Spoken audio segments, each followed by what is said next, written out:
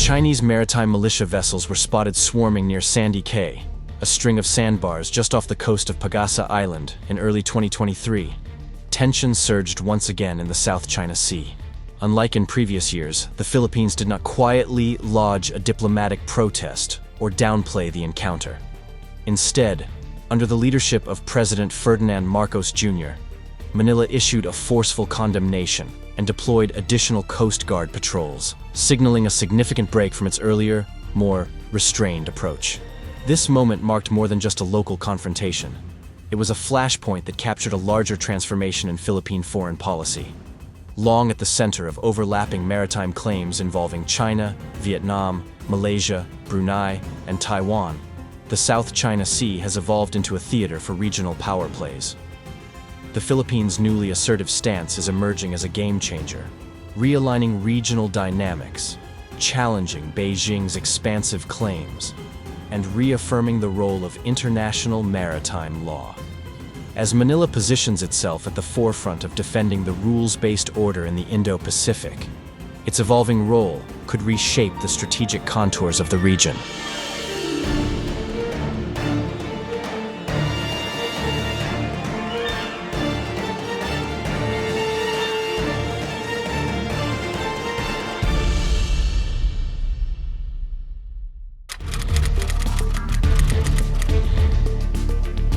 The Philippines' claims in the South China Sea are not simply products of modern geopolitics. They are rooted in centuries of historical presence and legal continuity. One of the most notable historical references is the Vallard Map, an 18th-century Spanish-era document that depicts maritime features now known as part of the Kalayaan Island Group as being within Philippine territory. Long before formal nation-states were defined in Southeast Asia, Filipino fishermen from Palawan and other western coastal regions regularly sailed to and made use of features in the Spratlys for livelihood and navigation. These historical patterns of use reinforce a long-standing relationship between the Filipino people and the contested maritime zones. The legacies of colonial administration further solidify the Philippines' historical claim. Under Spanish rule, and later during American sovereignty, maritime territories west of Palawan were considered part of the Philippine archipelago. This was formalized through the Treaty of Paris, 1898, and the Treaty of Washington, 1900, which legally defined the territorial boundaries inherited by the Republic of the Philippines. The Kalayaan Island Group, in particular, was later explicitly claimed by the Philippines in 1978 through Presidential Decree No. 1596, citing historical, geographical, and legal justifications. It was declared an integral part of Palawan province and placed under Philippine administrative control, asserting a claim that has endured despite competing interests from other regional states. The Philippines' position in the South China Sea is further underpinned by strong legal foundations, particularly under international law. Chief among these is the United Nations Convention on the Law of the Sea, UNCLOS, to which the Philippines and China are both signatories. The Philippines is entitled to a 200 nautical mile exclusive economic zone, EEZ, granting it sovereign rights over natural resources within that maritime expanse. This framework is central to Manila's assertion that many of the contested features, including parts of the Spratly Islands and Scarborough Shoal, fall within its exclusive economic zone, making China's expansive claims legally untenable. The turning point came in 2016, when the Permanent Court of Arbitration, PCA, in The Hague, ruled overwhelmingly in favor of the Philippines in its case against China. The ruling categorically rejected Beijing's sweeping 9-line claim as inconsistent with international law and UNCLOS. Furthermore, the tribunal clarified the legal status of various features in the South China Sea, stating that most are either low-tide elevations or rocks incapable of generating their own EEZs. This landmark decision significantly bolstered Manila's position, although China has refused to recognize or comply with the verdict. Domestically, the Philippines has moved to solidify these maritime entitlements through new legislation. The Philippine Maritime Zones Act of 2023 and the Archipelagic Sea Lanes Act of 2024 clearly define the country's maritime boundaries and establish navigational regimes, ensuring internal legal coherence with UNCLOS. as President Ferdinand Marcos Jr. declared during the signing of the latter law. These laws are a testament to our resolve to safeguard our waters for future generations. Is the Philippine Maritime Zones Act, which clearly defines the extent of our maritime entitlements and fully declares their metes and bounds in accordance with our Constitution and with the UNCLOS. Our people, especially our fisherfolk, should be able to pursue their livelihood free from uncertainty and harassment. These measures signal not only legal clarity, but also a renewed national commitment to asserting and defending maritime rights. The geopolitical stakes are highest in three major flashpoints within Philippine claimed waters: the Calayan Island Group, Scarborough Shoal, and Second Thomas Shoal. The Calayan Island Group, which forms part of the broader Spratly chain, hosts Philippine-occupied features such as Pagasa Island, which now includes a modest civilian population and a military outpost. These islands and reefs are regularly patrolled and supplied by Philippine forces, but also face constant shadowing and harassment from Chinese vessels. Tensions are equally persistent at Scarborough Shoal, Bajo de Masinloc, a rich fishing ground historically used by Filipino fishermen. Since a 2012 standoff, Chinese Coast Guard ships have maintained de facto control over the shoal, often barring Filipino boats from entering. Despite the PCA ruling declaring the shoal a traditional fishing area open to multiple states, Chinese encroachment continues unabated, fueling diplomatic clashes. Perhaps the most dangerous standoff involves Second Thomas Shoal, where the Philippines maintains a symbolic outpost aboard the BRP Sierra Madre, a grounded Navy vessel serving as a sovereignty marker. Chinese attempts to blockade resupply missions have led to multiple high-seas confrontations, including aggressive water cannoning and ramming incidents. Each clash raises concerns of inadvertent escalation between the two nations. The most recent flashpoint, the Sandy Cay incident of 2025, highlights the Philippines' growing assertiveness.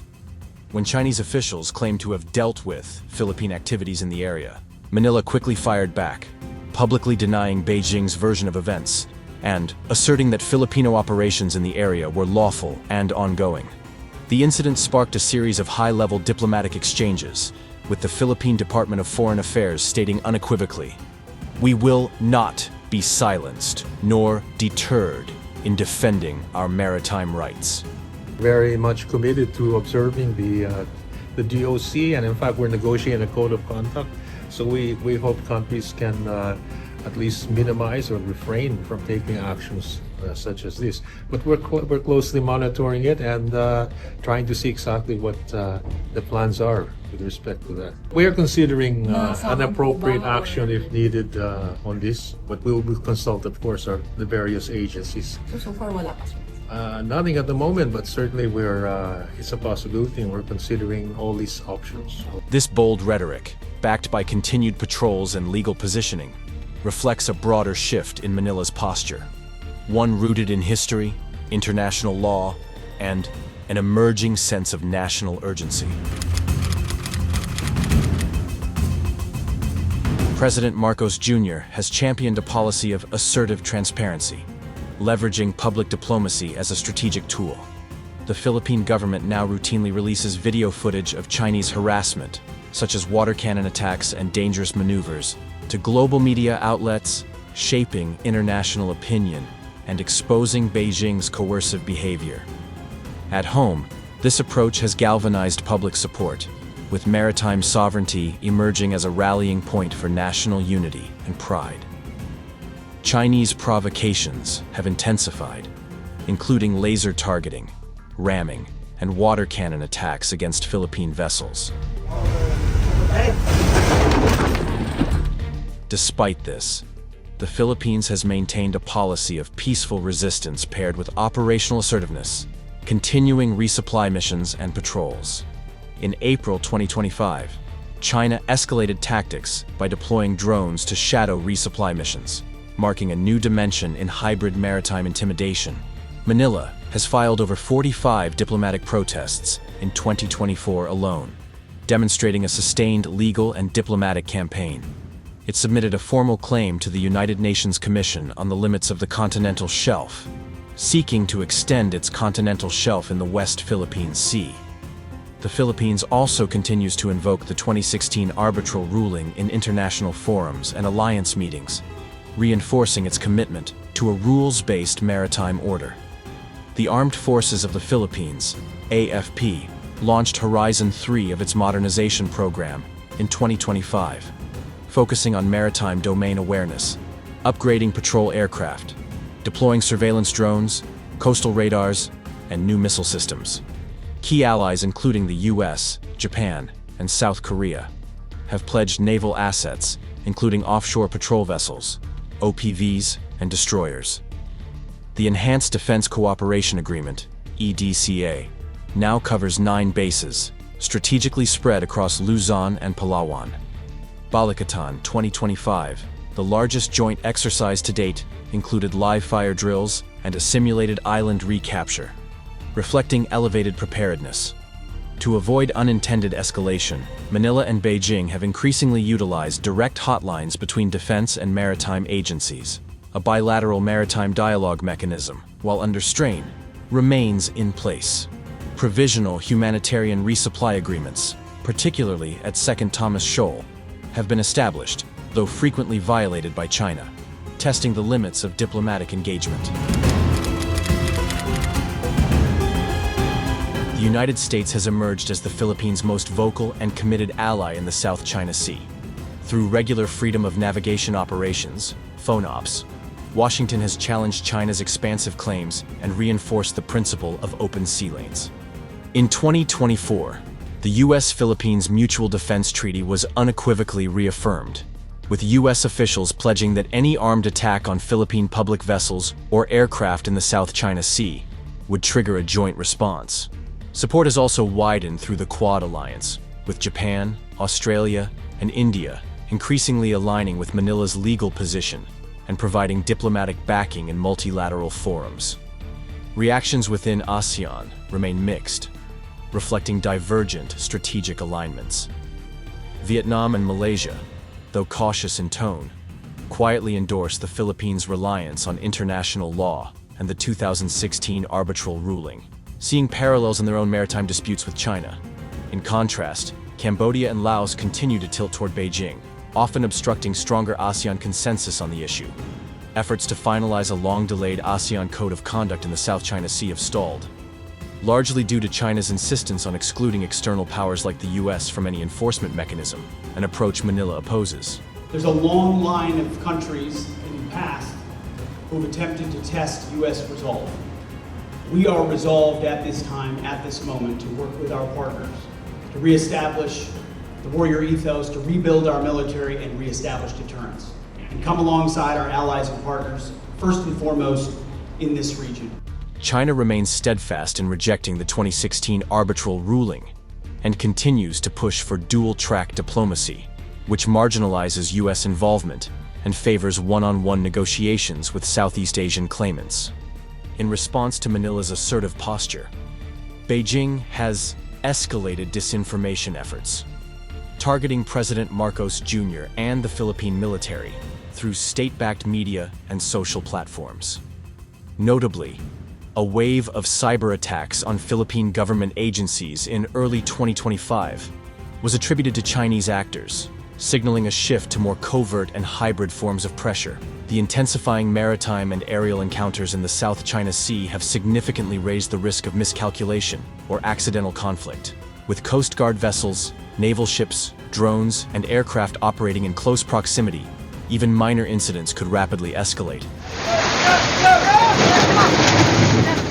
The region's critical freedom of navigation, vital for over $3 trillion in global trade annually, is under threat as commercial shipping routes come under increased Chinese surveillance and harassment, challenging the security of international sea lanes. Amid these tensions, the Philippines has emerged as a strategic linchpin in the Indo-Pacific. By combining legal assertiveness with active diplomatic and military partnerships, Manila is redefining its role from a peripheral claimant to a central actor in the defense of international maritime law. Its stance serves as a model for smaller states confronting larger powers, proving that international norms when actively upheld, can counterbalance coercive strategies.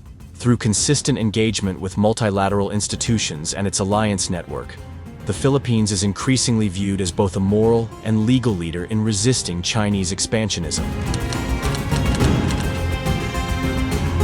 Entrenchment.